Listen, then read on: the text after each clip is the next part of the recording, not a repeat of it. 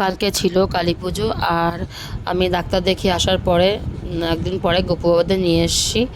আর এই যে গপু বাবারা সবাই নাঙ্গু পুঙ্গু হয়েই বসে আছে আমার বাবারা।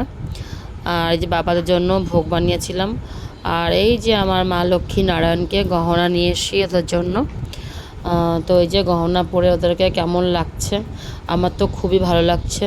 আর এই যে আমার মা কালীকে একটু সাজিয়ে গুছিয়ে বসিয়েছি। আর আমার শ্বশুরবাড়িতে তো অনেক বড় মূর্তি আছে, অনেক বড় মন্দির আছে, আর আমি ছোট্টর মধ্যে মানে রেখেছি। আর এই যে একটু একটু মানে ভোগ করে দিয়েছি, আমি ভোগটা বানাইনি, আমার হাজব্যান্ড বানিয়েছে, যেহেতু আমার শরীরটা বেশি ভালো নেই, তো ওই জন্য ওই ভোগটা বানিয়েছিল।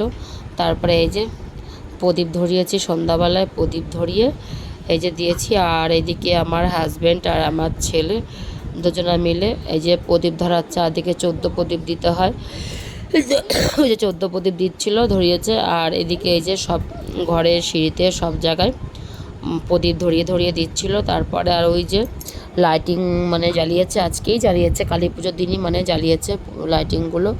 মানে আগে জ্বালানোর সময় পাইনি, যেহেতু ডাক্তার দেখে একদিন আগেই এসছি। আর এই যে ছাদে এসেছি আমরা, ছাদে প্রদীপ দিতে।